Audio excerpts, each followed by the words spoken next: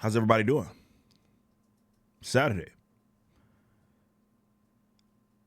I'm having a good day. Just got to eating breakfast. And I also watched an episode of X-Men, the animated series. Now, there's a poster we're going to talk about from a particular blue check mark. Not going to lie, I was completely unfamiliar with him until I saw the post. Somebody tagged me in it. And if you follow me over at Twitter, you already see Puppy Dog in the background, just completely interrupting the entire video with his butt in the way. Hey, man, get up out of here. Anyway.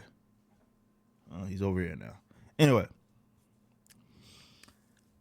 I did give my brief thoughts, but I want to give a more detailed thing, right? That's the whole point of the video. So, let's just get into it, right? Anthony Clark, blue check mark. As you can see over here, we have his bio. What does his bio say, right? DSA, I'm guessing Democratic Socialists of America. A lot of those are popping up. Thank you, your Uncle Bernie Sanders, for that. Candidate for Illinois, so he's running for office. So we got double whammy in terms of him being, well, it's actually a quadruple because he follows up with veteran and teachers. Now, look, this is why I've long said, and some of you guys get all offended and butthurt at the idea of somebody being in opposition to public school systems and being even in opposition to some of the America's, I guess, military involvement. And I've always long said that just because you are a veteran in this case does not mean that you inherit some sort of respect. Now, a lot of people disagree with that, and they actually get offended. Now, if you want to give them respect, bow down at the knees, like whatever, that's your business. But I'm not thanking anybody for service. I didn't ask them to do that. And I know a lot of people disagree with me in that regards, and they actually get very, very triggered. But this guy is an embodiment as to why I say you do not inherit any sort of respect, right?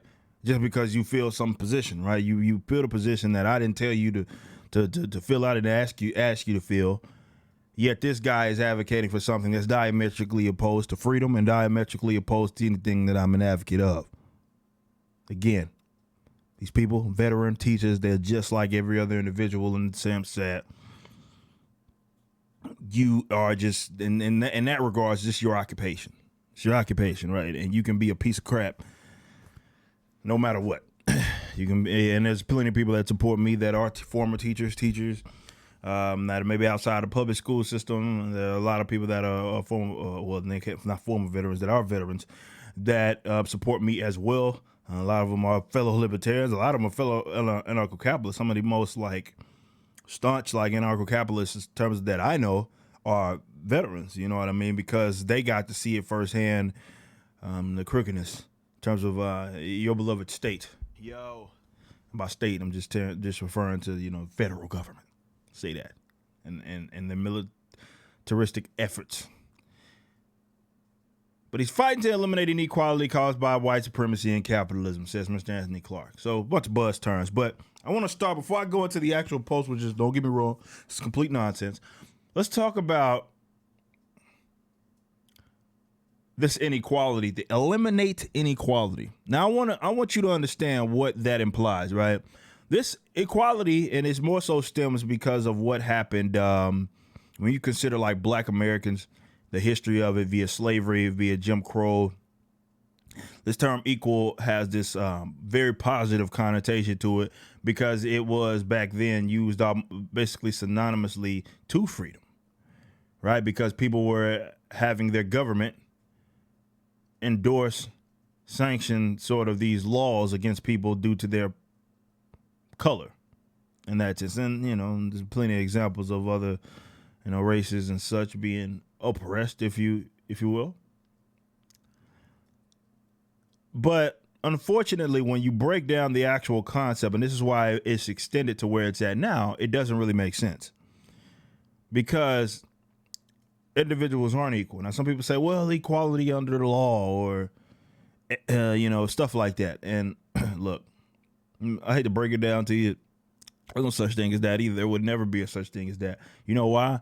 because every single individual, and definitely when you consider the way the court systems and such is set up this now, where you're at the whims of judges and juries, like every individual sees something different through their lens.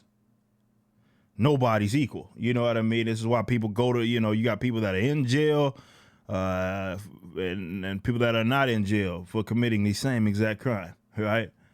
And that's just how it goes. And it's never going to be that way, more so because at the end of the day, the people that are in charge of arresting him, people that are in charge of your sentencing and so forth are individuals. And no individual is without bias, no matter what. And that's a harsh reality that a lot of people don't want to admit, but that's just what it is. It's just what it is. It's not my opinion. It's like the great Thomas Sowell says, the same man isn't equal to himself on different days. Again, the same man isn't equal to himself on different days.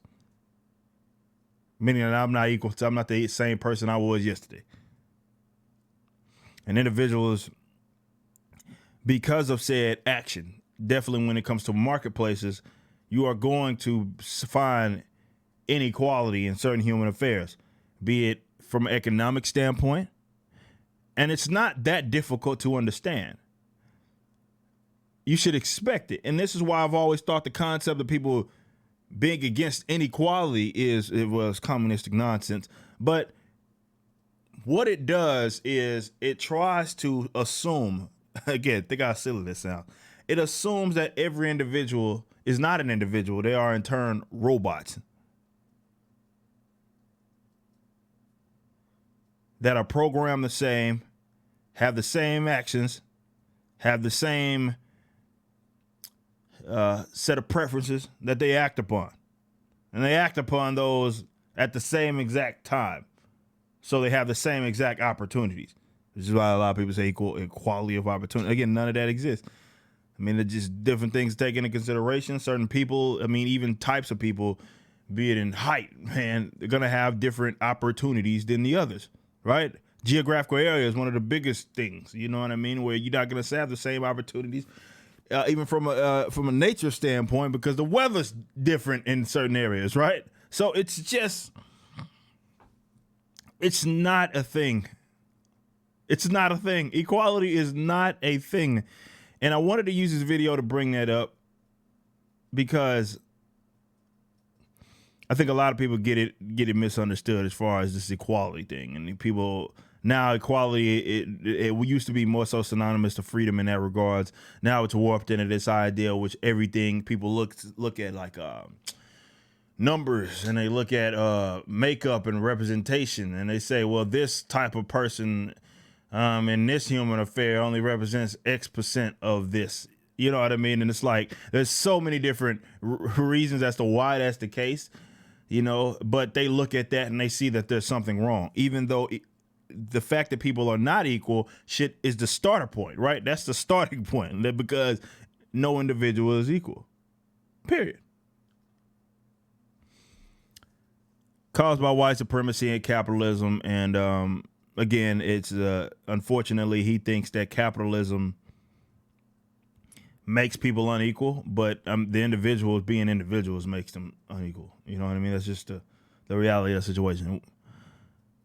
But let's talk about his post 7 minutes, 8 minutes into the dang video. 9 minutes almost, actually.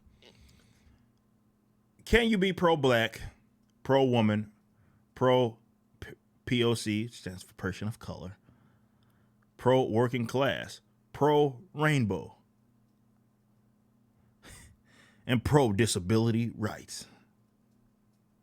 If you are pro-capitalist, you can be pro or anti whatever you want, and you can be pro-capitalist. Yes, correct. So yes and no, I guess. You cannot defeat capitalism with black capitalism or any form of capitalism. Capitalism is oppression. Well, for one, the idea is not to defeat capitalism. Capitalism is a beautiful thing. There's no such thing as black capitalism in that sense, unless you're just saying black people practicing capitalism is capitalism, then I guess so. Whatever. Doesn't really, I don't know why you would sort of make that distinction from an economic standpoint, black capitalism. But nonetheless, the idea isn't to defeat capitalism. And capitalism is oppression, says this guy, and it's not. Capitalism is the private ownership of goods and services and the free and voluntary exchange of those private goods and services, as anybody advocates.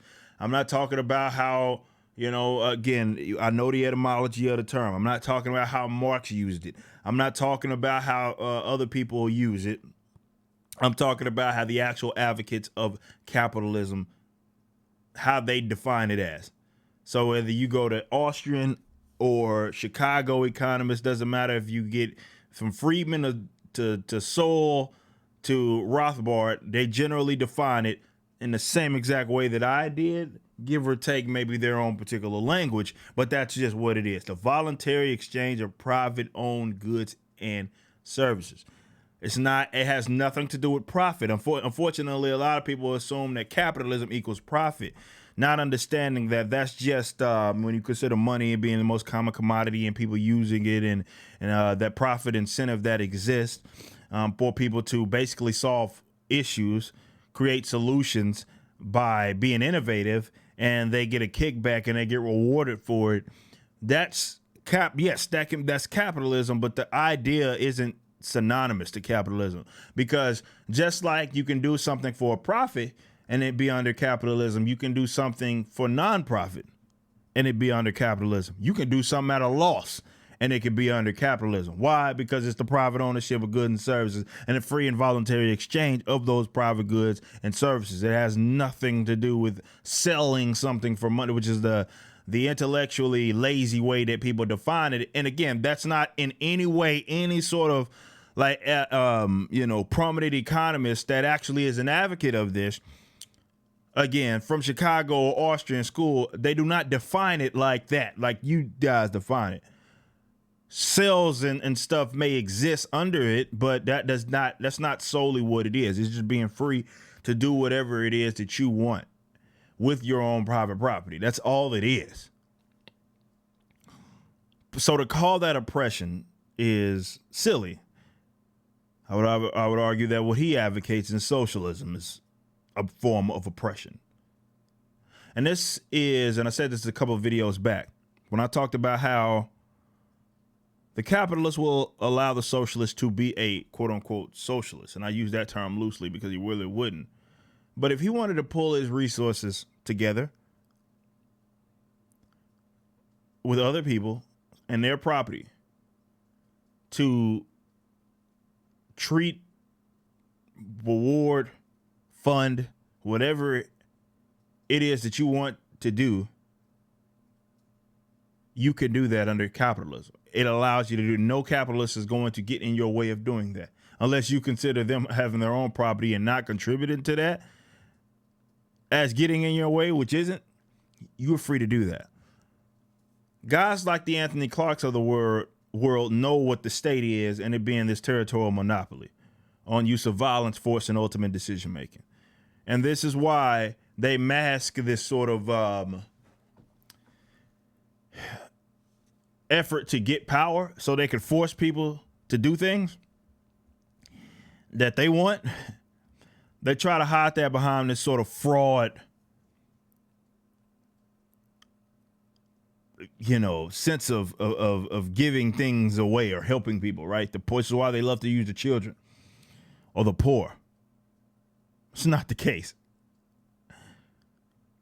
They just recognize that or more so them, they can get control of power. And through that to have power, because the individuals in this geographical area recognize it as this legitimate form of power, they can force people to do things. This is why I always say that these, sort of conservatives are goofy when they praise, the law enforcement and military, because at the end of the day, when it comes to these policies that these guys advocate, in the event that people choose not to contribute to this, that it's them that they're going to be sending to confiscate people's private property or punish them. And this guy's running and probably, I don't know what his polling numbers is doing, looking like. He would probably get, he very well possibly could win. There's a lot of people that are admitted socialists that are propping up. They have absolutely no idea, no problem using the state to force their sort of whimsical ideals onto everybody else. No matter how inefficient, no matter how tyrannical it is for them to do it. That's what they do. But Anthony Clark is a bonehead, or more so, this position is a bonehead position. Capitalism is not oppression. Like these guys, it seems like anything short of not being, or more so anything short of not being able to force other people to again succumb to your whimsical ideals, they consider oppression. People make more money than me, you're oppressed. That's not what it is. And statism is absolutely oppression. State socialism is absolutely oppression. Absolutely, 100%. And I can believe that oppression can be on a scale. You know what I mean? Like, we don't live in, like, Nazi Germany or anything like that, which is socialism, by the way. Have a video 40 minutes long explaining how exactly it was. You know, and some more, the people that live within certain geographical areas are more or less free than others. But for sure, forcing people to succumb to your economic ideals is absolutely oppression. But that's what these types advocate. And unfortunately, he conflates being pro-woman, like pro-black and pro-woman, like, right? So this is the type of rhetoric that these guys use, as silly as it is, because what they're trying to do is make it seem as if, okay, if you are in opposition to this stuff, whatever socialistic ideals that he has, then you are in opposition to women or black folks, according to this guy, right? And it's like, it's intellectually lazy, 100%. It's very dishonest, but that's the type of, language that these guys try to set up. It's like they act like they inherit these ideas to care about certain types of people, right? They inherit that's that belongs to them. It's theirs. So if you're in opposition to them, this is why you can, if you say something and you disagree with this guy, and you're white, he's probably going to claim you're racist, right?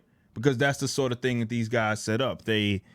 And he's not the only one. There's a lot of people that I would argue the whole entire Democratic Party, they try to shield themselves from criticism, right? Because remember, they're the party of caring about all of these marginalized groups. Jesus Christ, get a grip. Capitalism is not oppression, period. It's just not. It's not oppression. And